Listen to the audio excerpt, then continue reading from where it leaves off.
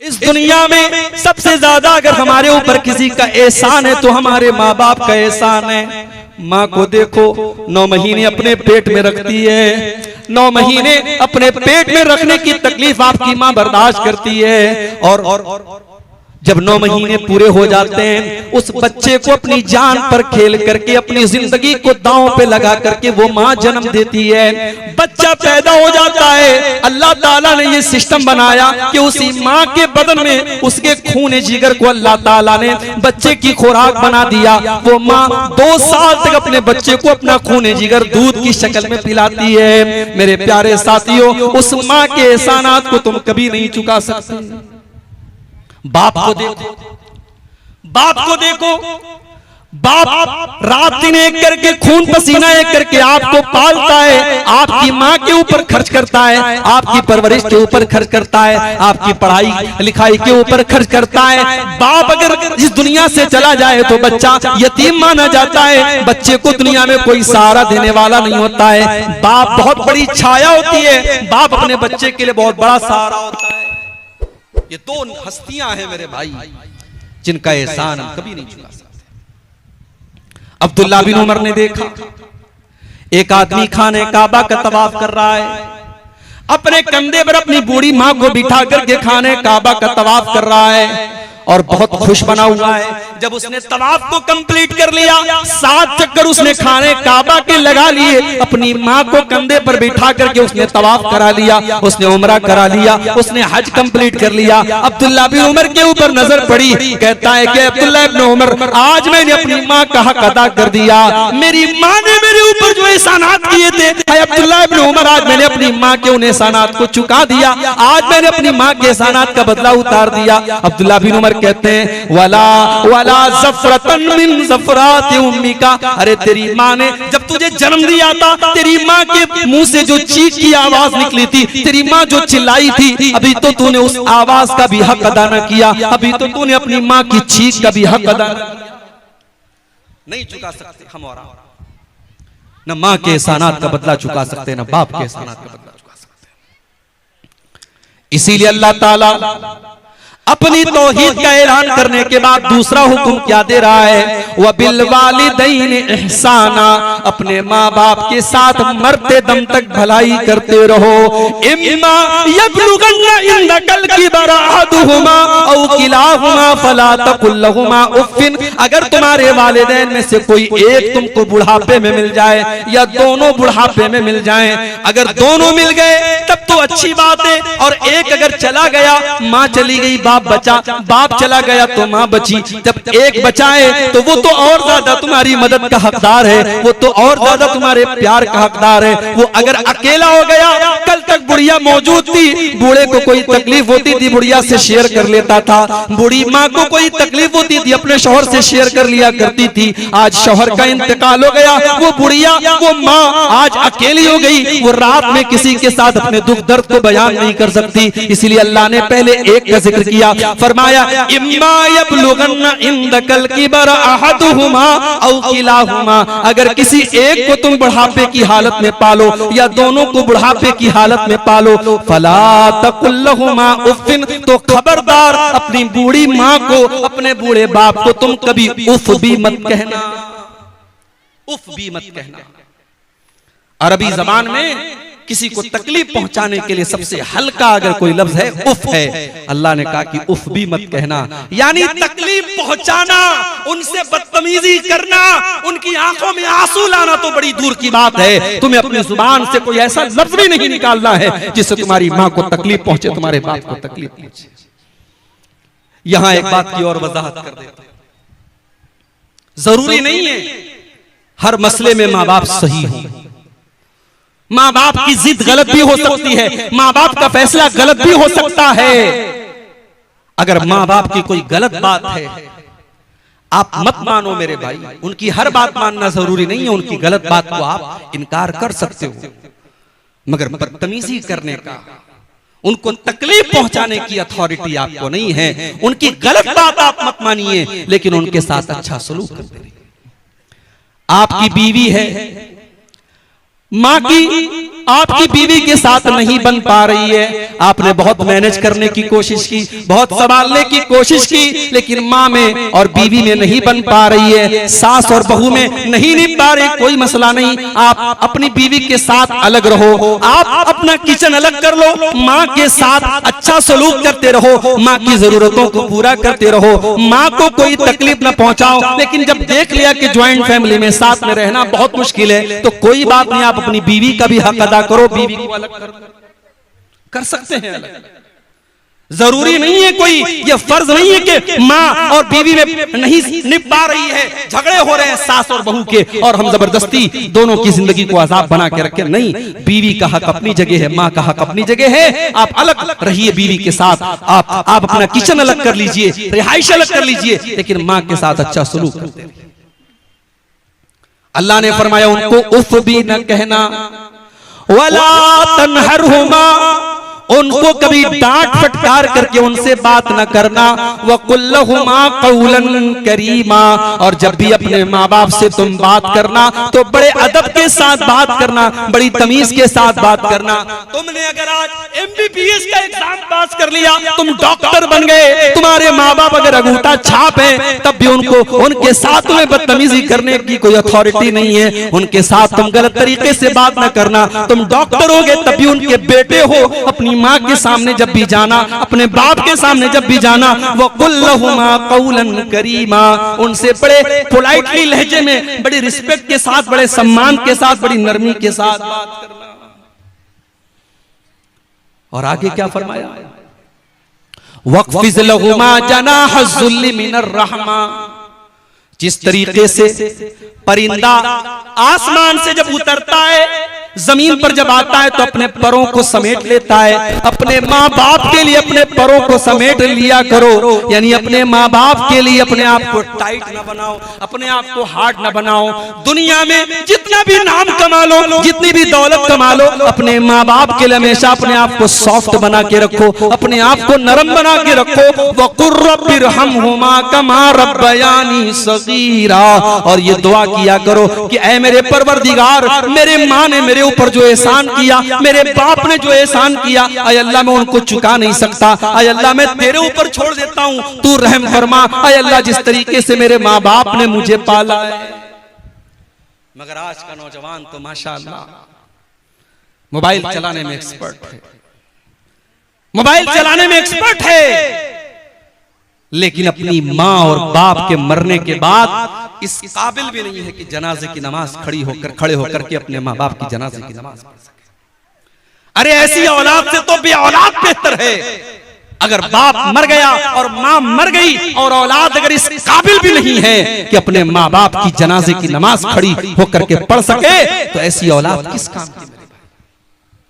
कम से कम इस लायक बनो कि कल माँ दुनिया से चली जाए, कल बाप दुनिया से चला जाए, तो खड़े होकर के जनाजे की नमाज में अपने बाप के लिए, अपनी माँ के लिए मग़फ़िरत की दुआ कर सकते। और मेरे भाइयों, ये मदरसे, ये छोटे छोटे मदरसे हैं ना, इनको हकीकत, ये मदरसे बंद हो गए तो आपके बच्चों को जो छोटी छोटी जो दुआएं आती हैं, ये दुआएं भी कोई सिखाने वाला नहीं होगा। कम से कम इसी बहाने आपके बच्चे ठीक है, मदरसे के बाद आगे की तालीम नहीं हासिल कर सके, स्कूल में चले गए, कॉलेज में चले गए, लेकिन अगर उनकी बुनियाद मजबूत है, उन्होंने प्राइमरी तक और उसके बाद तो 4 दर्जे अगर इन मदरसों में पढ़ा होगा आपके लड़कों ने, आपकी लड़कियों ने, आपकी बच्चियों ने, तो इंशाअल्लाह वो इस लायक तो रहेंगे कि जब जिंदगी में हाथ उठाएंगे तो अपने माँ बाप के लिए मग़फ़िरत की दुआ कर सकेंगे। और एक बात बोलूं, माँ बाप के लिए मग़फ़िरत की दुआ करना ये भी बड़े नसीब की बात है। सबको नसीब नहीं होता है ये। इब्राहीम अलैहिस्सलाम इतने बड़े नबी हैं, उनका बाप मुशरिक था, उनका बाप आज़र मुशरिक था, और इब्राहीम अलैहिस्सलाम अपने बाप से वादा करते हैं कि अब्बा जान, मैं आपके लिए अल्लाह से माफी मांगूंगा, मैं अल्लाह से मग़फ़िरत की दुआ करूंगा, लेकिन अल्लाह ने मना कर दिया। अल्लाह ने कहा नहीं, ऐ इब्राहीम, तुम्हारा बाप मुशरिक है और मुशरिक के लिए मग़फ़िरत की दुआ नहीं की जा सकती। इब्राहीम अलैहिस्सलाम चाह करके भी अपने बाप के लिए मग़फ़िरत की दुआ नहीं कर सके। हमारे प्यारे नबी अल्लाह के आखिरी नबी अपनी माँ के लिए मग़फ़िरत की दुआ करना चाहते थे। आपने अल्लाह से इजाजत मांगी, अल्लाह ने इजाजत नहीं दी। फिर आपने इजाजत मांगी, अय अल्लाह मैं अपनी माँ की कब्र पर जाना चाहता हूँ। अल्लाह ने इजाजत दी। आप अपनी माँ की कब्र पे गए। 6 साल की उम्र में माँ को खोया था आपने, माँ का प्यार याद किया, माँ की ममता याद की, आपकी आंखें भर आईं, आपकी आंखों से आंसू बहने लगे। लेकिन आप इतने मजबूर थे, आप अपनी माँ के लिए मग़फ़िरत की दुआ नहीं कर पाए। मेरे भाइयों, अगर आज अल्लाह ने हमारे माँ बाप को मुसलमान बनाया है, हमारे माँ बाप को तौहीद वाला बनाया है, हम बहुत बड़े खुश नसीब हैं। हम अपनी माँ के मरने के बाद, अपने बाप के मरने के बाद कम से कम अपने माँ बाप के लिए मग़फ़िरत की दुआ तो कर सकते हैं। अपने माँ बाप के लिए अल्लाह ताला से माफी तो मांग सकते हैं। अगर माँ मुशरिक हो या बाप मुशरिक हो तो उनके लिए मग़फ़िरत की दुआ करना भी जायज नहीं है। तो ये छोटी सी दुआ है, याद कर लो, रब्बिरहमहुमा कमा रब्बयानी सगीरा। जब भी दुआ के लिए हाथ उठाया करो, ये दुआ जरूर मांगा करो, आय अल्लाह मेरे माँ बाप पर रहम फरमा, जिस तरीके से बचपन में उन्होंने मुझे पाला। 2 चीजें हो गई, अब तीसरी चीज। अच्छा, तीसरी चीज बयान करने के पहले अल्लाह ताला ने बीच में एक और बात बयान। कभी कभी ऐसा भी होता है कि हम अपने माँ बाप के साथ अच्छा सलूक करते हैं, मगर माँ हमसे खुश नहीं रहती, बाप हमसे खुश नहीं रहता। हमारा दिल साफ है, हम खुश रखने की कोशिश कर रहे हैं, लेकिन माँ नहीं खुश रह रही है, बाप नहीं खुश। उस सूरत में क्या किया जाए? अल्लाह ने इस सवाल का भी जवाब दे दिया। रब्बुकुम आलमु बिमा फी नुफूसिकुम इन तकूनु सालिहीना फइन्नहु कान लिल अव्वाबीन गफूरा। ऐ मेरे बंदो, अगर तुम्हारा दिल साफ है, अगर तुम्हारी नीयत साफ है, अगर तुम अपने माँ बाप को खुश करना चाहते हो, तुम्हारे दिल में कोई चोर नहीं है, तुम्हारे दिल में कोई खोट नहीं है, तो कोई बात नहीं, अल्लाह ताला तुमको माफ कर देगा। अगर माँ तुमसे खुश नहीं हो पा रही है, बाप तुमसे खुश नहीं हो पा रहा है, तुम अपनी तरफ से भरपूर कोशिश कर रहे हो, तो कोई बात नहीं, तुम अल्लाह ताला से माफी मांग लो, अल्लाह माफ कर देगा, उसमें तुम्हारी कोई खता नहीं है। उसके बाद तीसरा हुक्म, व आतिज़ल कुर्बा हक़्क़हु वल मिस्कीन वब्नस सबील। अपने रिश्तेदारों को उनका हक दिया करो, और गरीबों को उनका हक दिया करो, और मुसाफिरों को उनका हक दिया करो। पहले रिश्तेदार का जिक्र किया, रिश्तेदार का जिक्र किया। भाई साहब, आप बड़े दान पुण्य करने वाले हैं, मदरसे में आपने 1 लाख रुपया चंदा दे दिया, आपका सगा भाई बीमारी में मुब्तला हो गया, कैंसर जैसी बीमारी में मुब्तला हो गया, हॉस्पिटल में लाखों का खर्च है, बैंक से लोन लेकर के वो बेचारा इलाज करवा रहा है, और आपको अल्लाह ने करोड़ों नवाजा है, आप अपने भाई की मदद नहीं कर पाए। ऐसी दौलत किस काम की?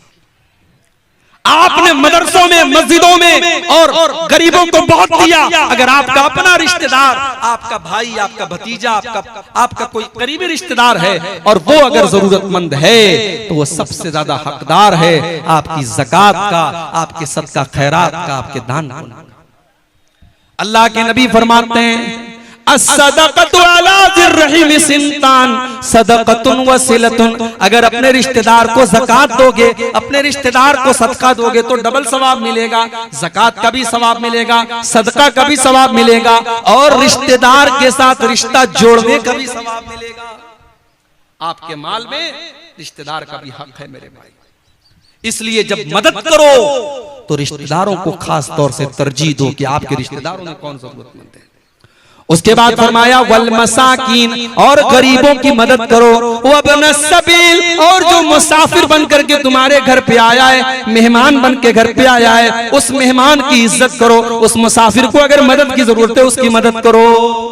यहां तक कि अगर कोई मुसाफिर आया है, जरूरतमंद है, तो आप ज़कात की रकम में से भी उसकी मदद कर सकते हैं। अल्लाह ने ज़कात के फंड्स में से भी मुसाफिर का जिक्र किया है। अगर कोई मुसाफिर है, सफर में बेचारा लुट गया, पिट गया, तो उसकी मदद आप ज़कात की रकम से भी दे सकते हैं। तो ये तीसरा हुक्म अल्लाह ने दिया कि रिश्तेदार को दो, गरीबों को दो, और मिस्कीनों को। चौथा हुक्म, वला तुबज़िर तबज़ीरा।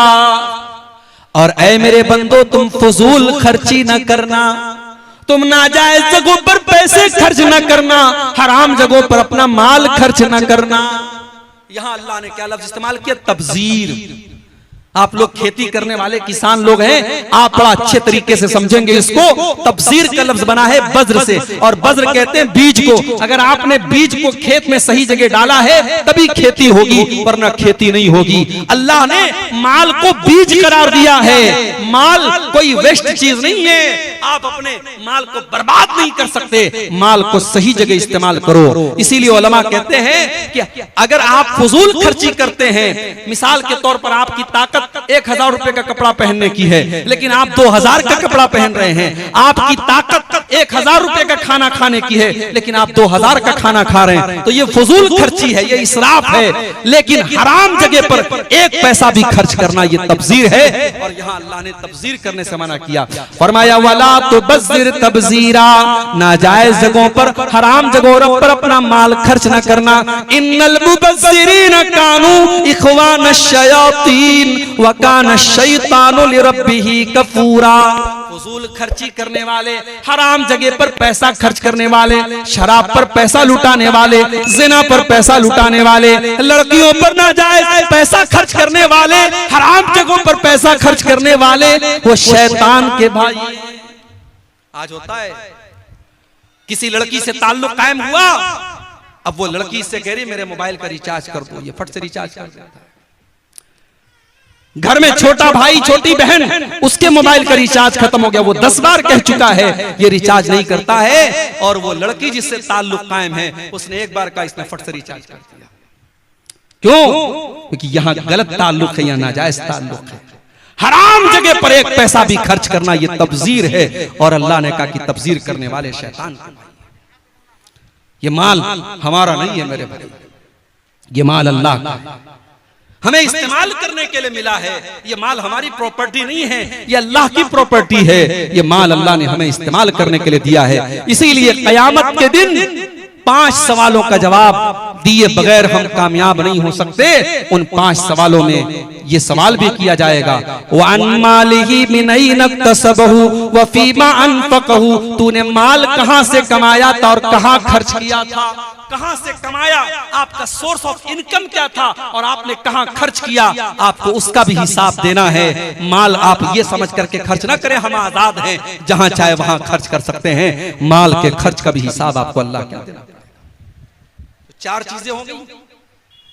अब उसके बाद 5वीं चीज, आपके घर पे कोई आया, मदरसे के लिए आया, मस्जिद के लिए आया, कोई गरीब आया, कोई साइल आया, कोई यतीम आया।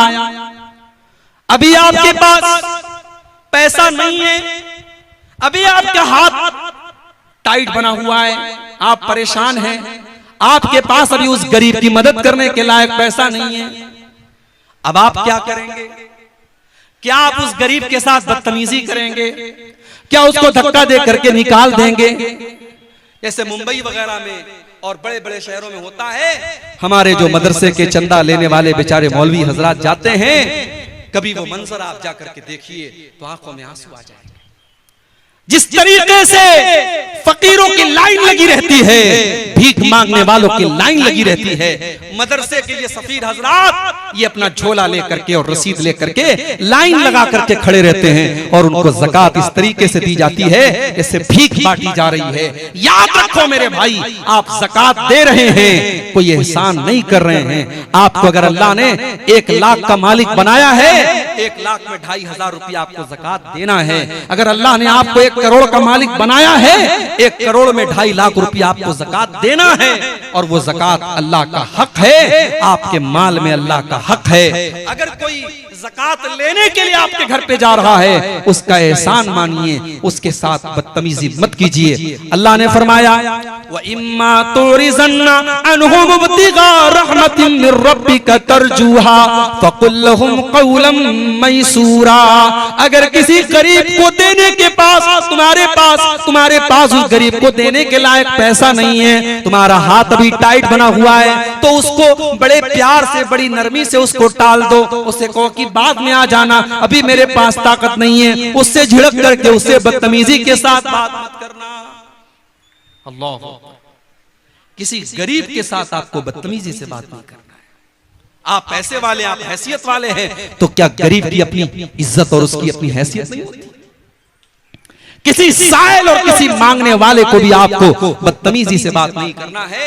अल्लाह ने अपने नबी से फरमाया, वो अम्मा साइला फला तनहर, ऐ नबी आप किसी साइल को, किसी मांगने वाले को कभी झिड़क करके बात मत कीजिए। आपको देना हो तो दे दीजिए, ना हो तो मना कर दीजिए, लेकिन बदतमीजी करने का, झिड़कने का, डांटने का अधिकार आपको नहीं है। तो ये पांचवी नसीहत अल्लाह ने की कि अगर आपको देने के लायक पैसा नहीं है तो आप नरमी के साथ और प्यार के साथ बात करके टाल दीजिए। नंबर 6, छठी नसीहत, वला तजअल यदक मगलूलतन इला उनुकिक वला तबसुतहा कुल्लल बस्ती फतक़उद मलूमन महसूरा। ये बड़ी प्यारी बात है। अल्लाह ने कहा कि अपने हाथ को अपनी गर्दन में बांध कर मत रखो, इतने टाइट मत बन जाओ, इतने कंजूस मत बन जाओ कि बीवी अपने जायज नमक लाना है, तेल लाना है, आटा लाना है, उसके लिए भी तुम्हारी जेब से पैसा नहीं निकल रहा है। बच्चों की किताब कॉपी लाना है, कलम लाना है, जरूरत की चीजें लाना है, उसके लिए भी तुम्हारी जेब से पैसा नहीं निकल रहा है। पैसा है लेकिन तुम नहीं दे रहे हो, इतने बखील भी मत बनो। और एक मसला बता दे रहा हूं, शौहर अगर बीवी की जायज जरूरतों को पूरा नहीं कर रहा है, हमारे शौहर हजरात नाराज ना हो, हदीस की रोशनी में मसला बयान कर, अगर शौहर बीवी की जायज जरूरतों को पूरा नहीं कर रहा है, उसका खर्च नहीं दे रहा है, तो बीवी शौहर को बताए बगैर उसके पॉकेट में से, उसकी तिजोरी में से, उसके पर्स में से पैसा ले सकती है। बीवी चुरा सकती है बीवी शौहर का पैसा, कब? जब शौहर बीवी का जरूरी खर्च पूरा नहीं कर रहा है, शौहर के पास पैसा है फिर भी खर्च नहीं कर रहा है, तो बीवी बगैर बताए ले सकती है। अब कल से ऐसा ना हो कि साहब आपके पर्स में से 500-500 के नोट गायब होने लगे और आप बीवी से पूछे तो कि अब्दुल गफ्फार साहब ने मसला बता दिया है, मैंने ले लिया है। ये गलत तरीका नहीं अपनाना है। मैंने कह दिया जहां जरूरत है वहां ले सकती है। हजरत अबू सुफियान रज़ी अल्लाह तआला अन्हु की बीवी अल्लाह के नबी के पास आती है और कहती है, अल्लाह के नबी मेरे शौहर बहुत कंजूस हैं, बखील हैं, हमारी जायज जरूरतों के लिए भी पैसा नहीं देते हैं, क्या मैं उनकी इजाजत के बगैर उनसे पैसा ले सकती हूँ? अल्लाह के नबी ने कहा हाँ ले सकती हो। तो बीवी शौहर अगर कंजूस और बखील है, बास शौहर बेचारे बड़े कंजूस होते हैं, अल्लाह ताला हिफाजत करे, और वो अपने बच्चों की जायज जरूरतों को भी पूरा नहीं करते हैं, तो ऐसी कंजूस शौहरों की बीवियां उनकी तिजोरी में से पैसा बगैर बताए ले सकती हैं। अल्लाह ने कहा कंजूस भी मत बनो, वला तबसुतहा कुल्लल बस्ती फतक़उद मलूमन महसूरा, और अपने हाथों को इतना फैला भी न देना कि बाद में तुमको मोहताज हो जाना पड़े। अपनी चादर के बराबर तुम अपना पैर फैलाना, उससे ज्यादा तुम फैलाओगे तो तुम्हारी चादर खुल जाएगी, तुम बेआबरू हो जाओगे, बेइज्जत हो जाओगे। अपनी लिमिट से ज्यादा खर्च ना करना। एक मसला अक्सर पूछा जाता है, मौलवी साहब क्रेडिट कार्ड इस्तेमाल करना कैसा है? आजकल क्रेडिट कार्ड पे बड़े ऑफर भी आते हैं। आजकल मोबाइल जैसे फ्लिपकार्ट पे, अमेजॉन पे अगर आपको मोबाइल लेना है, अगर आप कैश में मोबाइल लेंगे 25,000 का मिलेगा, क्रेडिट कार्ड के जरिए लेंगे पता लगा साहब 2,000 की छूट चल रही है, 3,000 की छूट चल रही है, और क्रेडिट कार्ड फ्री में बन भी जाता है। बन तो जाता है फ्री में, और कुछ क्रेडिट कार्ड ऐसे भी होते हैं कि उसमें कोई इंटरेस्ट भी नहीं लगता है। चलो वहां तक तो ठीक है, मगर होता क्या है, अब क्रेडिट कार्ड आपको मिल गया, क्रेडिट कार्ड पे आपको लिमिट मिल गई 1 लाख रुपए की, अभी आपके अकाउंट में सिर्फ 10,000 रुपया है, लेकिन आपको क्या लग रहा है कि मैं 1 लाख का मालिक बन गया। अब आप धीरे धीरे शॉपिंग कर रहे हैं, ऑनलाइन चीजें देख रहे हैं, बीवी ने कहा ये भी ले लो, आपने ये भी ले लिया, बच्चे ने कहा ये भी ले लो, आपने ये ले, आपने 1 लाख रुपए तक का सामान ले लिया। अब क्रेडिट कार्ड का बिल आया, उसमें लिखा है साहब अक्टूबर में आपने 1 लाख का सामान खरीदा है, नवंबर की 30 तारीख तक अगर आपने पे नहीं किया तो आपको डेली 200 रुपया पेनाल्टी लगेगी। मैं 200 मिसाल के तौर पे कह रहा हूं, ज्यादा भी लग सकती है। अब ये जो पेनाल्टी लग रही है, एक तो ये हराम है, ये ब्याज है, सूद है, और दूसरे ये है कि आपने अपनी लिमिट से ज्यादा खर्च किया। इसीलिए कभी लोन लेना, लोग ये भी सवाल करते हैं कि लोन लेकर के कारोबार करना कैसा है। बास लोगों ने रास्ता निकाला कि साहब हिंदुस्तान है, यहां अगर हम लोन नहीं लेंगे बैंक से तो कैसे तरक्की करेंगे, कैसे हम बिजनेस करेंगे। कोई जरूरत नहीं। मैं कहता हूं ऐसी तरक्की हमें नहीं करना है जिसके लिए हमें गलत रास्ता अपनाना पड़े। आज हमारी कौम में करोड़पति और अरबपति लोग मौजूद हैं। अगर चाहें तो आपस में ऐसी कोई सोसाइटी बना लें, ऐसा कोई कोऑपरेटिव सिस्टम बना लें कि बगैर ब्याज के जरूरतमंद लोगों को कर्जा दें, मगर वो हो नहीं सकता, वो पॉसिबल नहीं। हमारी कौम के हालात हम सबको अच्छी तरीके से मालूम है। अब बैंक में जाकर के बगैर किसी मजबूरी के जो एक इंसान अपने शौक को पूरा करने के लिए और मजबूरी का नाम लगा करके जो लोन ले रहा है, माफ कीजिए, ये लोन मेरे भाइयों सही नहीं है।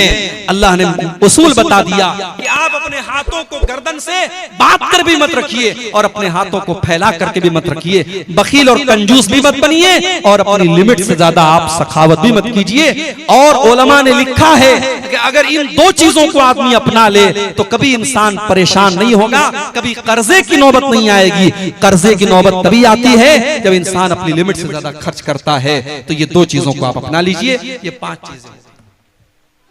नंबर 6, अच्छा 5वीं चीज को बयान करने के बाद अल्लाह ने एक और बात बयान की, इन्ना रब्बका यबसुतुर रिज़्क़ लिमन यशाउ व यक़दिर इन्नहु कान बिइबादिही खबीरन बसीरा। ऐ दौलत वालों, कहीं तुम्हारे दिल में ये एहसास न पैदा हो जाए कि मेरे पास दौलत है इसलिए मैं बहुत अच्छा हूं, और किसी गरीब को ये न लगे कि मेरे पास दौलत नहीं है इसलिए अल्लाह मुझसे नाराज हो गया है। नहीं, कभी कभी अल्लाह काफिरों को भी दौलत देता है, अल्लाह मुशरिकों को भी दौलत देता है, अल्लाह शराबियों को भी दौलत देता है, अल्लाह ज़ानियों को भी दौलत देता है। इन्ना रब्बका यबसुतुर रिज़्क़ लिमन यशाउ व यक़दिर, अल्लाह जिसको चाहता है रोजी खोल करके देता है और जिसको चाहता है रोजी तंग कर देता है। अल्लाह की रोजी का निजाम उसके हाथ में है। आप जरूरी नहीं है कि आप अल्लाह को नाराज करें तो आपको रोजी न मिले, और जरूरी नहीं है कि आप बहुत मुत्तकी और परहेजगार है तो आपको रोजी मिले। रोजी का सिस्टम अलग है। अल्लाह ने कारून को भी दौलत दी थी, अल्लाह ने फिरौन को भी दौलत दी थी। तो दौलत का निजाम अल्लाह ने अपने हाथ में रखा है। उसकी वजह से कोई ये ना समझे कि दौलत वाले से अल्लाह बहुत खुश है और गरीब से अल्लाह नाराज है, ऐसा नहीं। तो 5 चीजें हो गई। नंबर 6, वला तक़तुलू औलादकुम खशियत इमलाक, और ऐ ईमान वालों, अपने बच्चों को तुम कत्ल न करना फाका कशी के डर से। अपने पेट के लिए अपने बच्चों को कत्ल न करना। नहनु नर्ज़ुकुहुम व इय्याकुम, तुम्हारे बच्चों को भी रोजी हम देते हैं और तुमको भी रोजी हम ही देते हैं। इन्न क़त्लहुम कान ख़ितअन कबीरा, औलाद को कत्ल करना बहुत बड़ा गुनाह है। उस जमाने में लड़कियां पैदा होती थी तो लड़कियों का बाप अपने हाथ से अपनी बेटी का गला दबा करके उसको कब्र में दफन कर देता था। अपने हाथ से बेटियों को धक्का दे करके गड्ढे में डाल देता था और जिंदा गाड़ देता था। उस समाज में ये जुल्म भी होता था। कुरान में अल्लाह बयान करता है, वइज़ा बुश्शिरा अहदुहुम बिल उन्सा ज़ल्ला वजहुहु मुस्वद्दन व हुवा कज़ीम। जब किसी बाप के घर में लड़की पैदा होती थी तो लड़की के बाप का चेहरा काला पड़ जाता था। यतवारा मिनल कौमी मिन सुई मा बुश्शिरा बिही, वो बेचारा अपना चेहरा अपनी कौम को दिखाता नहीं था। अयुमसिकुहु अला हुनिन अम यदुस्सुहु फित्तुराब, उसके सामने 2 रास्ता होता था। अगर बेटी को तो समाज में जलील होना पड़ेगा, और दूसरा रास्ता ये कि अपने हाथों से अपनी बेटी को जमीन के अंदर दफन कर दे, गाड़ दे। बेटियों को गाड़ दिया जाता था। ओ मेरी प्यारी माँ बहनों, आज तुम सवाल करते हो कि इस्लाम ने हमको क्या दिया है, और मैं तुमको बताता हूँ इस्लाम ने तुमको जीने का अधिकार दिया है। 1400 साल पहले अरब की धरती पर और मक्के की धरती पर लड़कियों को पैदा होने के बाद मार दिया जाता था। मेरे नबी दुनिया में आए, आपने इस रिवाज को खत्म किया। आपने दुनिया वालों को बताया बेटी कलंक नहीं है, बेटी पाप नहीं है, बेटी बोझ नहीं है, बेटी तो रहमत बन करके आती है। आपने बेटी को कत्ल करने वाले बाप से कहा, वइज़ल मऊदतु सुइलत बिअय्यि ज़म्बिन क़ुतिलत, ऐ बेटियों के कातिलों, ऐ बेटियों को कत्ल करने वालों, कल कयामत के दिन अल्लाह की बारगाह में तुमको हिसाब देना पड़ेगा। तुमने बेटी को क्यों मारा, तुमने बेटी को क्यों कत्ल किया, तुम्हें अल्लाह के हिसाब देना पड़ेगा। मेरे नबी ने दुनिया वालों को यह भी पैगाम दिया, मन आला जारियतैनी, जिसको अल्लाह ने 2 बेटियां दे दी और 2 बेटियों को उसने अच्छे तरीके से पाला पोसा, यहां तक के बेटियां जवान हो गई। जा यौमल क़ियामत अना व हुआ कहातैन, आपने अपनी दोनों उंगलियों से इशारा करके फरमाया कि 2 बेटियों की परवरिश करने वाला कल कयामत के दिन अपने नबी के साथ जन्नत में जाएगा। जिस तरीके से ये दोनों उंगलियां एक दूसरे के साथ जुड़ी हुई हैं, वो जन्नत में अपने नबी के साथ जाएगा। जब मेरी तीसरी बेटी पैदा हुई तो मेरे बास दोस्तों ने कहा कि आपकी तो जन्नत पक्की हो गई। मजाक के तौर पे कहा, लेकिन हकीकत में अगर इस हदीस की रोशनी में देखो तो 2 बेटियों की सही परवरिश करने वाले को अल्लाह के नबी जन्नत की बशारत सुना रहे हैं। मगर आज क्या हो रहा है, 2023 चल रहा है, हमारा भारत चांद पर पहुंच गया, चंद्रमा के ऊपर हमारा नाम, भारत का नाम पहुंच गया। मगर आज 2023 में भी भारत के अंदर सरकार को स्कीम निकालनी पड़ती है, बेटी पढ़ाओ बेटी बचाओ। बेटी बचाओ का नारा क्यों लगाना पड़ता है, कभी आपने गौर किया? क्योंकि हर साल हमारे भारत देश में हजारों नहीं लाखों की तादाद में बेटियां अपनी मां के पेट में एबॉर्शन के जरिए मार दी जाती। डॉक्टरों के यहां लिखा हुआ देखा होगा आपने, हमारे यहाँ लिंग की जांच करना अपराध है। हमारे यहाँ यानी माँ के पेट में लड़का है कि लड़की, हमारे यहाँ जांच नहीं होती है, लिखा होता है। मगर टेबल के नीचे डॉक्टर लोग भी सेटिंग कर लेते हैं, अल्ट्रासाउंड होता है, पता चला लड़की पैदा होने वाली है। बीवी से कहता है नहीं, 4 बेटियां मेरे पास ऑलरेडी मौजूद हैं, इनकी कैसे शादी करूंगा, इनके जहेज का इंतजाम कैसे करूंगा, मुझे नहीं चाहिए लड़की। और डॉक्टर से कहता है इसका एबॉर्शन कर दो, और मां के पेट में वो लड़की मार दी जाती है। और बेदर्दी और बेरहमी इस कदर होती है मेरे भाइयों, अगर आप एबॉर्शन का वीडियो जाकर के यूट्यूब पर देख लें तो शायद आपकी आंखों से आंसू आ जाएं। उस गरीब बच्ची को, उस मासूम बच्ची को, उसका क्या कसूर था मेरे भाई, उसको बोटी बोटी बनाकर और कीमा कीमा बनाकर उसको मां के पेट में मार दिया जाता है। मैं तो कहता हूं आज का इंसान 1400 साल पहले दौरे जाहिलियत के इंसान से भी गिरा हुआ इंसान है। कम से कम उस दौर का इंसान अपनी बेटी को पैदा होने देता था, बेटी को दुनिया की शक्ल देखने देता था। आज का इंसान इतना जालिम है, अपनी बेटी को पैदा भी होने नहीं देता। बेटी पैदा होती ही, बेटी के पैदा होने के पहले ही माँ के पेट में बेटी को काट काट के उसके टुकड़े टुकड़े करके मार दिया जाता है। मेरे भाइयों, अल्लाह कह रहा है खबरदार अपनी औलाद को कत्ल। और एक बात और कहूंगा, शेरशाबादी कौम में तालीम की बड़ी कमी है। ठीक है, आपके यहाँ बहुत माशाअल्लाह डॉक्टर भी हुए, इंजीनियर भी हुए, आप ही की बरादरी के एक आलिम मदीना मुनव्वरा में उन्होंने दर्स भी दिया, डॉक्टर अमानुल्लाह मदनी, ये सारी चीजें उपलब्धि है हमारे पास। मगर आज ओवरऑल अगर आप बात करें हमारी इस बरादरी में आज तालीम की बड़ी कमी है। बेटा जहां कुछ करने के काबिल हुआ 14-15 साल का, बाप ने जल्दी से काम पे लगा। बेटा पढ़ने में तेज था, उसके अंदर टैलेंट कूट कूट करके भरा था, वो डॉक्टर बन सकता था, वो इंजीनियर बन सकता था, वो वकील बन सकता था। मगर बाप ने ये सोचा नहीं, बेटा बड़ा हो गया, अब कमा के लाए, पहले हमें कुछ आसानी आ जाए। बाप ने बेटे की पढ़ाई छुड़ा दी और बेटे को अपने साथ काम पे लगा दिया। माफ करना मेरे भाइयों, औलाद को कत्ल करने का मतलब यही नहीं है कि उसके गले पे छुरी चला दी जाए। औलाद को कत्ल करने का मतलब ये भी है कि उसको पढ़ाई और एजुकेशन और शिक्षा के अधिकार से महरूम कर दिया जाए।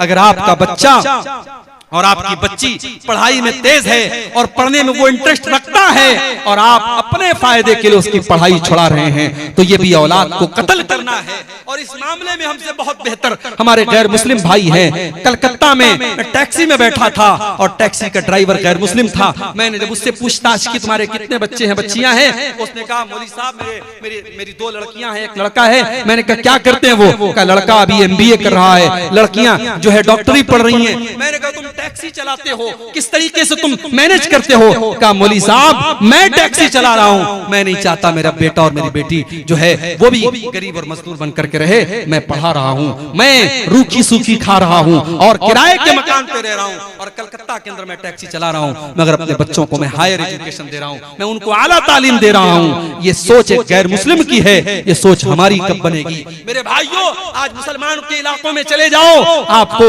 बेहतरीन खाने पीने की दुकानें मिलेंगी, बेहतरीन होटल मिलेगा।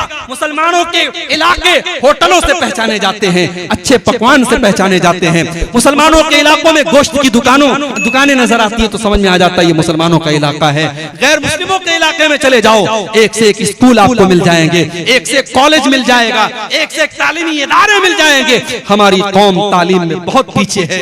मेरे भाइयों, अल्लाह कह रहा है अपनी औलाद को कत्ल मत करो, औलाद को तालीम से महरूम करना ये भी आज के दौर में कत्ल से कम नहीं है। इसलिए अपने बच्चों को पढ़ाओ। हमारे नबी के ऊपर कुरान की पहली जो वही नाजिल हुई थी, इक़रा बिस्मि रब्बिकल लज़ी खलक़, उसमें पढ़ने का हुक्म दिया गया था। मैं नहीं कहता जरूरी नहीं आप स्कूल में पढ़ाओ, मदरसे में पढ़ाओ, कहीं पर भी पढ़ाओ, लेकिन बच्चों और बच्चियों को पढ़ाओ, उनकी तालीम आप अपने फायदे के लिए करिए। 6 चीजें हो गई। 7वीं चीज, वला तक़रबुज़्ज़िना इन्नहु काना फ़ाहिशतन व साअ सबीला। और ऐ मेरे बंदो, तुम ज़िना के करीब भी न जाना, तुम ज़िना के पास भी न जाना। हाय हाय, अल्लाह ये भी तो कह सकता था ज़िना मत करो, अल्लाह ने ये नहीं कहा। अल्लाह ने कहा वला तक़रबुज़्ज़िना, ज़िना इतनी खतरनाक चीज है, उसकी बॉर्डर के करीब भी न जाना। नेपाल की बॉर्डर पर आप चले जाओ, अभी बॉर्डर शुरू भी नहीं हुआ है, अभी आप इंडिया के अंदर मौजूद हैं, लेकिन बीएसएफ के खेमे लगे हुए हैं, बॉर्डर के जो सिपाही हैं उनके खेमे लगे हुए हैं, बॉर्डर की सुरक्षा करने वाले सिपाहियों की वहां पे उनके खेमे लगे हुए हैं, जो ये बता रहे हैं कि बॉर्डर करीब आ चुकी है, अब यहाँ संभल करके रहना है। आप बॉर्डर पर कोई हथियार करके नहीं जा सकते, कोई इल्लीगल चीज, कोई गैर कानूनी चीज लेकर के नहीं जा सकते। मेरे भाइयों, अल्लाह कह रहा है वला तक़रबुज़्ज़िना, मेरे बंदो तुम ज़िना के करीब भी न जाना। लड़की बन संवर करके घर से निकल रही है, लिपस्टिक लगाकर, पाउडर लगाकर, सज धज करके, सवर करके निकल रही है, अपने जिस्म की नुमाइश करके निकल रही है। मेरे भाइयों, क्या वो ज़िना की दावत नहीं दे रही है? क्या वो दुनिया वालों को ये आमंत्रण नहीं दे रही है, ये दावत नहीं दे रही है? ओ लोगों, देखो मैं कितनी खूबसूरत हूँ, मेरे हुस्न का दीदार करो, मेरे जिस्म का दीदार करो, मेरे शरीर को देखो। वो ज़िना की दावत दे रही है। अल्लाह कह रहा है वला तक़रबुज़्ज़िना, ऐ मुसलमानों तुम ज़िना के करीब भी न जाओ। मुसलमान लड़की जब घर से निकले तो अल्लाह के नबी फरमाते हैं वो खुशबू लगा करके न निकले, वो खुशबू लगा करके भी न निकले। अगर मस्जिद में जाना है, नमाज पढ़ने जाना है, तो नमाज पढ़ने के लिए भी वो खुशबू लगा करके नहीं जा सकती। मेरी प्यारी माँ बहनों, आप जलसे में आ रही हैं, आप तकरीर सुनने के लिए जा रही हैं, रात रात भर आप तकरीर सुनेंगी, कुरान और हदीस की बातें सुनेंगी। आप जवान लड़की, आपकी 18-22 साल की, 20 साल की लड़की, वो सच करके, संवर करके, वो दुनिया भर का मेकअप करके, वो खुशबुओं में अपने आप को बसा करके अपने घर से निकल रही है। ये कहां से जायज हो गया? ये भी नाजायज है मेरे भाइयों, ये भी ज़िना की दावत देना है। और आज आपके सीमांचल की बहुत सारी लड़कियां, आज इंस्टाग्राम पर उनके फॉलोवर लाखों की तादाद में, लड़की मुसलमान है, किशनगंज की रहने वाली है, पूर्णिया की रहने वाली है, अररिया की रहने वाली है, मुसलमान लड़की है, वो अपने रील्स डालती है, अपनी तस्वीरें डालती है, अपने वीडियोस डालती है, दुनिया वाले उसके ऊपर कमेंट करते हैं माशाअल्लाह, वेरी क्यूट, वेरी ब्यूटीफुल, उसकी तारीफें हो रही हैं। ऐ मुसलमान लड़की, क्या तूने अपने रब का कुरान नहीं पढ़ा? तेरे रब का कुरान कहता है वला युबदीन ज़ीनतहुन्ना, ऐ मुसलमान औरत, तुझे अपनी जीनत को जाहिर नहीं करना है, तू सर से पैर तक जीनत है, तुझे अपना चेहरा भी दुनिया वालों के सामने नहीं दिखाना है।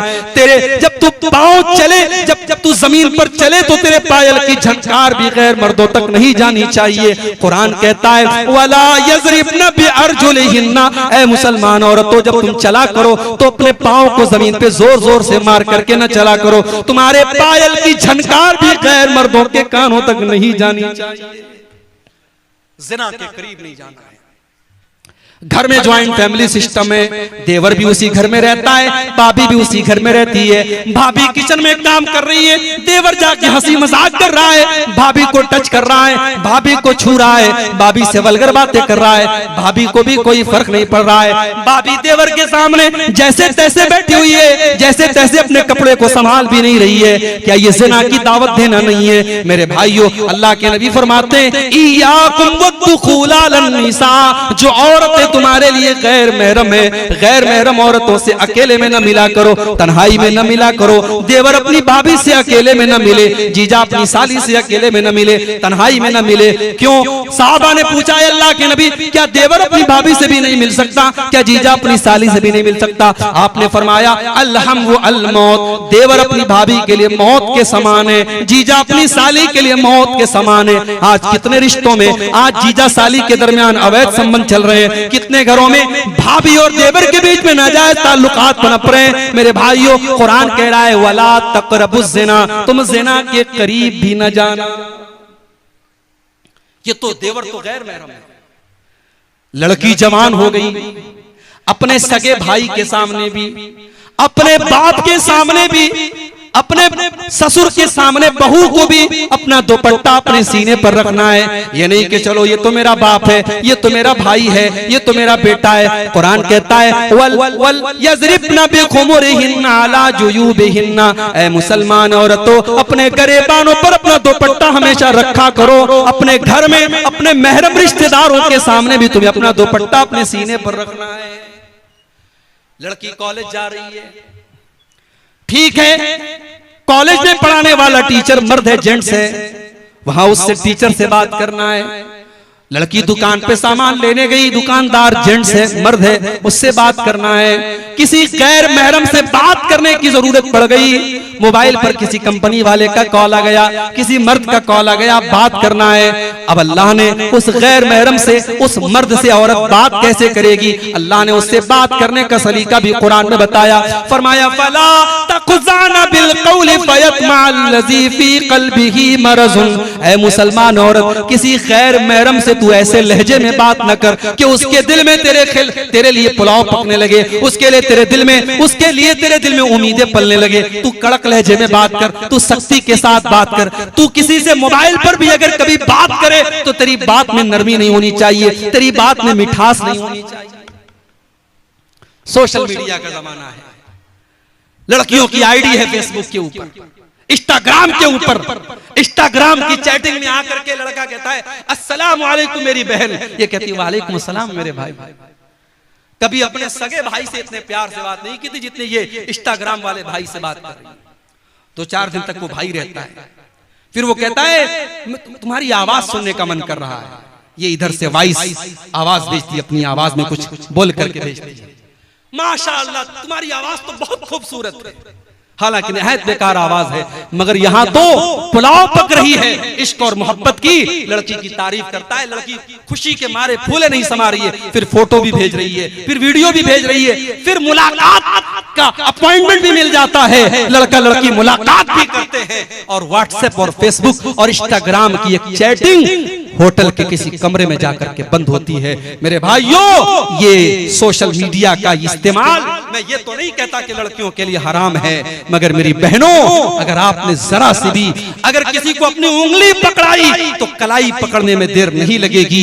ये मर्द औरत का रिश्ता चिंगारी की तरह है, इसलिए अल्लाह ने कहा, वला तक़रबुज़ ज़िना, ज़िना के करीब भी न जाना, अगर जाओगे तो जल करके भस्म हो जाओगे। इतना बड़ा गुनाह है ज़िना, अगर कुंवारा ज़िना करे तो इस्लाम कहता है 100 कोड़े मारे जाएंगे। लड़की को भी 100 कोड़े मारे जाएं, लड़के को भी 100 कोड़े मारे जाएं।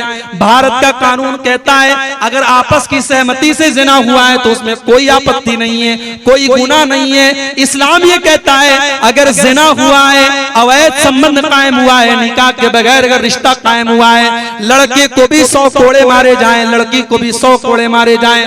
कुरान कहता है जब ज़िना की ये सजा दी जाए तो पब्लिक के सामने दी जाए, अलल ऐलान दी जाए, किसी बंद कमरे में न दी जाए। इतना बड़ा गुनाह है। और अगर जिना करने वाला शादीशुदा है, मैरिड है, विवाहित है, या वो औरत शादीशुदा है, किसी की बीवी है और उसने जिना किया है, तो इतना बड़ा गुनाह है कि अल्लाह के नबी कहते हैं पत्थरों से मार मार के रज्म कर दिया जाए, उस मर्द को खत्म कर दिया जाए, उस औरत को खत्म कर दिया जाए। उन्हें जीने का अधिकार नहीं है क्योंकि उन्होंने इतना बड़ा गुनाह किया है। लेकिन ये बात याद रखिए, ये सजा इस्लामी कानून के तहत दी जाएगी। आज हमारे मुल्क में चूंकि हमारे मुल्क का अपना कानून चलता है, अगर हमारे गांव वगैरह में अगर इस तरीके की कोई घटना हो जाए तो हम उसमें ये नहीं कि हम ये कानून नाफिज कर देंगे और सजाए मौत दे देंगे। हम भारत के कानून के दायरे में रह करके उसको जो सजा हो सकती है वो सजा दिलाने की और देने की कोशिश करेंगे। लेकिन ज़िना इतना बड़ा पाप है मेरे भाइयों, आप ये सोचिए कि इस्लाम ने शादीशुदा जानी अगर है तो सजाए मौत करार दी है। इसीलिए अल्लाह कह रहा है वला तक़रबुज़ ज़िना, तुम ज़िना के करीब भी न जाओ। ये बहुत गंदा काम है और बहुत बुरा रास्ता है। 7 चीजें हो गई। नंबर 8, वला तक़्तुलुन नफ्सल्लती हर्रमल्लाहु इल्ला बिल हक़्क़ि, किसी निर्दोष की हत्या न करना, किसी बेकसूर को कत्ल न करना, जिसको कत्ल करने की इजाजत इस्लाम ने तुमको नहीं दी है। फलस्तीन का मामला चल रहा है, हमें मालूम नहीं अंदर कौन कौन सी बातें। कहने वाले तो ये भी कहते हैं कि हमास नाम की जो एक तंजीम ऑर्गेनाइजेशन है, ये साल 2 साल में एक हमला कर दिया इसराइल के ऊपर।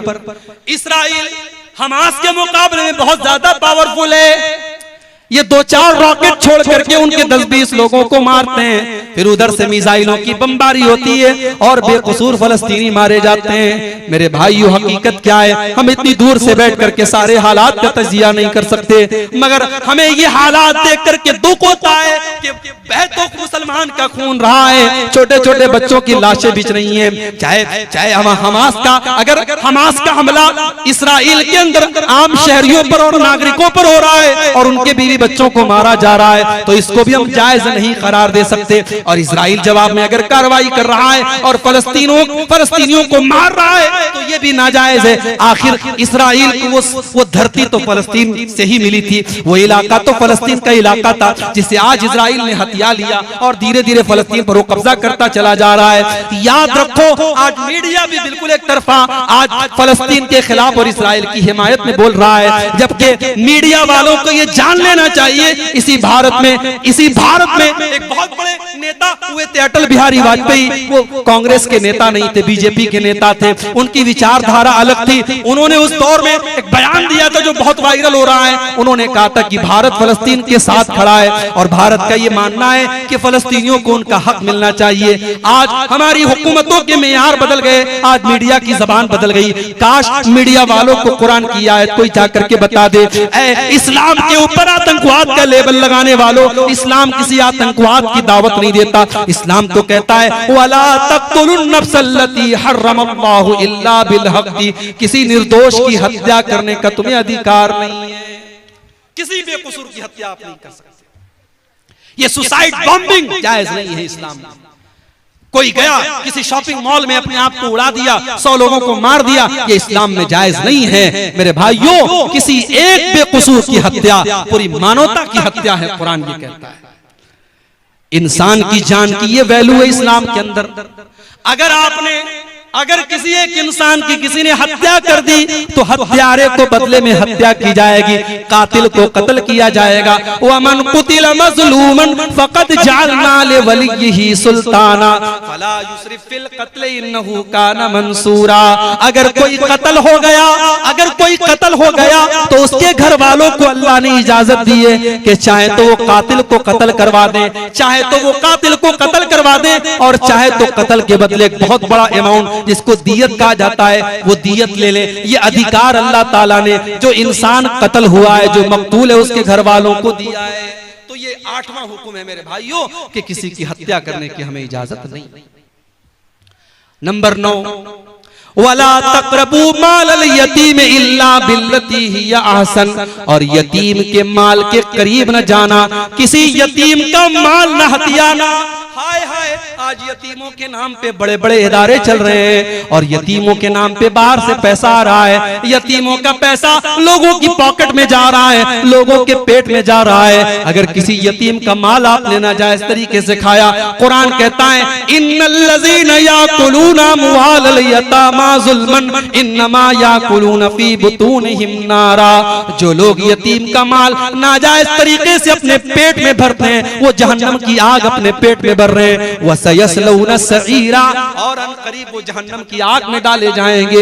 यतीम बेचारा बेसहारा होता है, उसका बाप नहीं होता। कोई थप्पड़ लगा के निकल जाए, कोई पूछने वाला नहीं तुझे थप्पड़ क्यों मारा गया।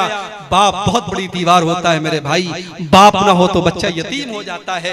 यतीम का कोई नहीं होता। मेरे नबी यतीम थे, पैदा हुए तो बाप नहीं थे। मेरे नबी से बढ़ के यतीम का दर्द कौन समझ सकता था। इसीलिए अल्लाह के नबी ने फरमाया अना वकाफिलुल यतीम कहातैन। आपने दो उंगलियों से इशारा करके फरमाया यतीम की परवरिश करने वाला, यतीम को पालने वाला जन्नत में मेरे साथ जाएगा। जैसे ये दोनों उंगलियां एक दूसरे के साथ मिली हुई हैं, यतीम की परवरिश करने वाला अल्लाह के नबी के साथ जाएगा।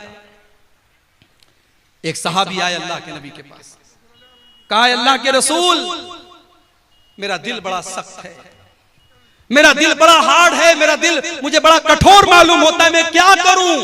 अल्लाह के नबी ने फरमाया इमसा बेरासिल यतीम, जाओ किसी यतीम के सर पे मोहब्बत से हाथ फेर दो, तुम्हारा दिल सॉफ्ट हो जाएगा, तुम्हारा दिल नरम हो जाएगा। ये यतीम का मकाम है मेरे भाइयों। कुरान कहता है वला तक़रबू मालल यतीम इल्ला बिल्लती हिय अहसन हत्ता यबलुगा अशुद्दा। अगर कोई यतीम आपकी यतीम की परवरिश आपने अपनी जिम्मेदारी में ले ली है और यतीम का माल भी आपको मिला है, तो यतीम के माल में से खर्च न करो। जब यतीम बड़ा हो जाए, जब जवान हो जाए, उसका माल अमानत है, उसकी अमानत उसको लौटा देना। तो ये 9 चीज हो गई। नंबर 10 वअऊफू बिल अहद इन्नल अहद कान मसऊला। और ए ईमान वालों वादे को पूरा किया करो। अल्लाह ताला क्या तुमसे पूछा जाएगा तुमने वादे को पूरा किया कि नहीं किया। आज वादा कौन पूरा करता है? मुसलमान से ज्यादा वादा खिलाफी करने वाला कौन है मेरे भाई। आज हमारी पहचान बन गई कि हमारी जबान की कोई वैल्यू नहीं। कल इसी भारत के अंदर, इसी मुल्क के अंदर मुसलमान अपनी जबान से पहचाना जाता था, आज हमारी जबान की कोई वैल्यू नहीं रहेगी। मेरे प्यारे साथियों, अल्लाह के नबी वादे के इतने पक्के थे कि आप बद्र के लड़ाई में, बद्र के मैदान में 313 आपके साथी थे और दुश्मन की तादाद 1000 थी। एक एक सहाबी की अल्लाह के नबी की नजर में बड़ी कीमत थी। 2 सहाबी आपके पास आते हैं, अल्लाह के नबी हमें दुश्मनों ने गिरफ्तार कर लिया था और जान बचाने के लिए हम वादा करके आए हैं कि हम लड़ाई में आपका साथ नहीं देंगे। अल्लाह के नबी हम जान बचाने का वादा करके आए थे, लेकिन हम आपका साथ देना चाहते हैं, हम लड़ना चाहते हैं। आपने फरमाया नहीं नहीं, मोहम्मद का मानने वाला वादा खिलाफी नहीं कर सकता। जाओ, मेरे साथियों की तादाद कम है, मैं इसको बर्दाश्त कर लूंगा, मगर मैं वादा खिलाफी करके तुमको जंग में शामिल नहीं कर सकता। आपने दोनों को वापस कर दिया। ये थी मेरे नबी की। मेरे नबी इस तरीके से अपने वादे को पूरा करते थे। वादे का एक मकाम होता है मेरे भाई, वादे की वादा खिलाफी करने वाला मुनाफिक होता है। मुनाफिक की निशानी है जब बात करे तो झूठ बोले, जब वादा करे तो वादा खिलाफी करे, और जब अमानत रखी जाए तो खयानत। 9 चीजें हो गई। 10वीं चीज फरमाया वऔफू बिल कौल इज़ा वऔफू बिल कैल इज़ा किल्तुम वज़िनू बिल क़िस्तासिल मुस्तक़ीम। और ऐ ईमान वालों, जब तुम कोई सामान नाप करके दिया करो तो पूरा पूरा नाप करके दिया करो, उसमें कोई कमी न किया करो। वज़िनू बिल क़िस्तासिल मुस्तक़ीम, और तुम्हारा तराजू बिल्कुल सही होना चाहिए। आज मुसलमान का तराजू भी सही नहीं, उसकी नाप तौल भी सही नहीं। आज कितने ऑनलाइन जुआ के ऐप आ रहे हैं, हमारा नौजवान जुआ खेल रहा है। कोई क्रिकेट पे जुआ लगा रहा है, कोई फुटबॉल पे जुआ लगा रहा है, कोई टेनिस पे जुआ लगा रहा है। अब तो ऑनलाइन जुआ खेला जा रहा है। और ये जुआ इसको इतना ग्लैमराइज कर दिया गया, बड़े बड़े फिल्मी एक्टर उसका ऐड करते हैं। नौजवान देख करके सोचता है यार इतने बड़े बड़े खिलाड़ी ऐड कर रहे तो सही होगा, और फौरन उसमें पैसा लगाता है। कितने मुसलमान नौजवानों ने करोड़ों रुपए बर्बाद कर दिए। हमारे यूपी के अंदर मऊ एक जगह है, मऊ का एक नौजवान सुसाइड कर लेता है इसी जुए की लत में आकर के। मेरे भाइयों, जुआ चाहे ताश के पत्तों से खेला जाए, चाहे सट्टेबाजी के जरिए खेला जाए, चाहे ऑनलाइन ऐप के जरिए खेला जाए, जुआ हराम है, नाजायज है, उसकी कमाई नाजायज है।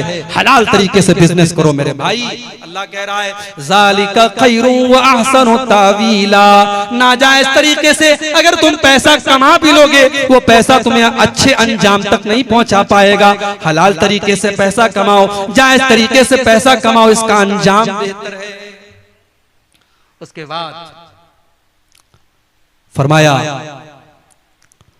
वला तक़्फ़ु मा लैसा लक बिही इल्म, वला तक़्फ़ु मा लैसा लक बिही इल्म। जिस चीज की तुम्हें जानकारी नहीं है उस चीज के पीछे मत पड़ो। इन्न समा वल बसरा वल फुआद कुल्लु उलाइका कान अन्हु मसऊला।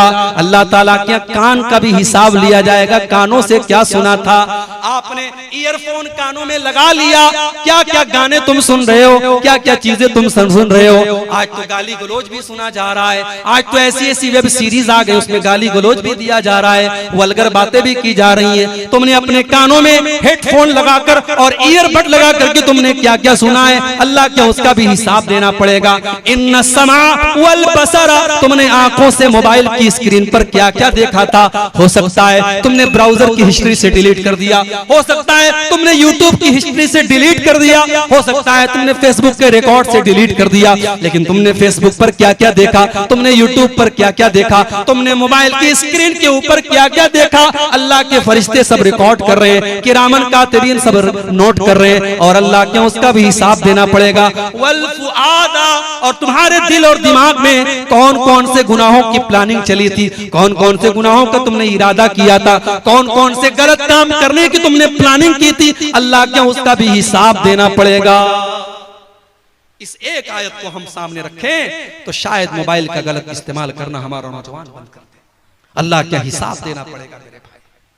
कहीं ऐसा ना हो कि हमारे मोबाइल का गलत इस्तेमाल हमारी नेकियों को बर्बाद कर दे, हमारी नमाजों को बर्बाद कर दे, हमारे हज और उम्रे को बर्बाद कर दे। बड़ा नाजुक दौर है मेरे भाई। 3 साल के बच्चे से लेकर के 70 साल का बूढ़ा आज मोबाइल इस्तेमाल कर रहा है, और वो क्या देख रहा है मोबाइल पर, वो या तो उसका मोबाइल जानता है या उसका रब जानता है, और अल्लाह सब हिसाब लेगा। इन्न समा वल बसर वल फुआद कुल्लु उलाइका कान अन्हु मसऊला।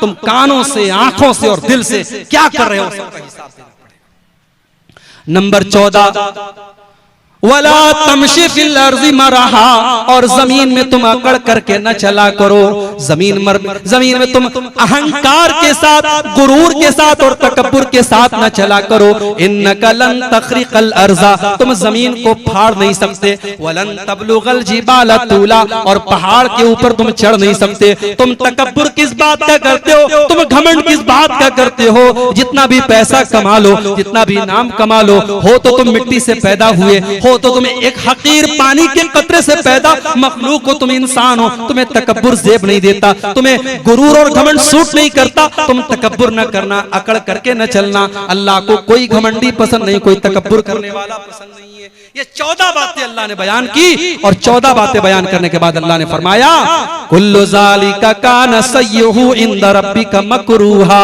मेरे बंदो, ये 14 बातें मैंने बयान कर दी हैं। इसमें जो गलत बातें, इसमें जिन बातों से तुमको मना किया गया है, वो अल्लाह ताला को बहुत ज्यादा नापसंद है, उनसे बच करके रहना। ज़ालिका मिम्मा औहा इलैका रब्बुका मिनल हिकमा। ऐ नबी, ये हिकमत की बातें हैं जो आपका रब आपको बता रहा है।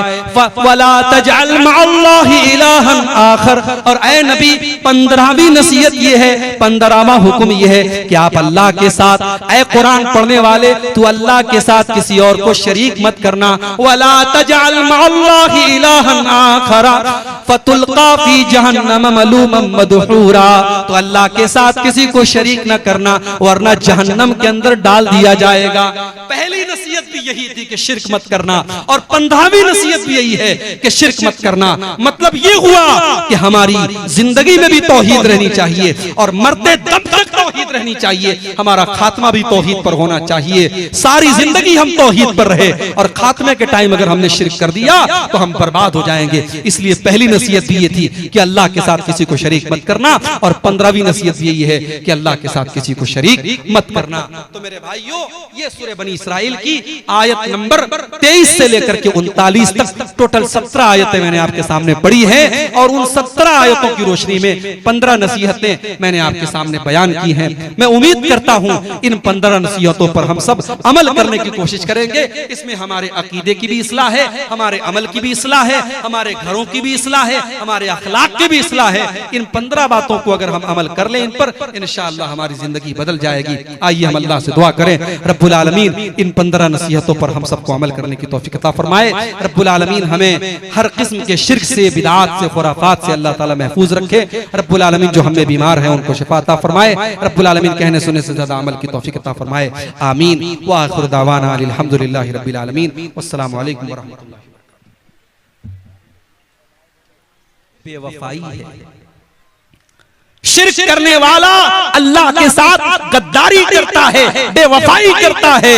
पालने वाला अल्लाह है, पैदा करने वाला अल्लाह है, ऑक्सीजन देने वाला अल्लाह है, सांस चलाने वाला अल्लाह है, तेरे दिल की धड़कनों को चलाने वाला अल्लाह है, तुझे रोजी रोटी देने वाला अल्लाह है, तुझे खिलाने पिलाने वाला अल्लाह है, और तू किसी और से जाकर के अपनी बिगड़ी बनाने की फरियाद कर रहा है, किसी और के आगे हाथ फैला रहा है। ये तो वही बात हो गई कि किसी की बीवी उसको छोड़ करके किसी और मर्द के साथ चली जाए तो दुनिया कहती है बड़ी बदचलन औरत है, अपने शौहर के साथ बेवफाई करती है। इसीलिए अल्लाह ने कुरान में जब ज़िना का जिक्र किया तो ज़ानी के साथ अल्लाह ने मुशरिक का जिक्र किया। अल्लाह ने फरमाया अज़्ज़ानी ला यनकिहु इल्ला ज़ानियतन, अज़्ज़ानी ला यनकिहु इल्ला ज़ानियतन औ मुशरिकतन। ज़िना करने वाला या तो ज़ानिया औरत से शादी करता है या मुशरिक औरत से शादी करता है।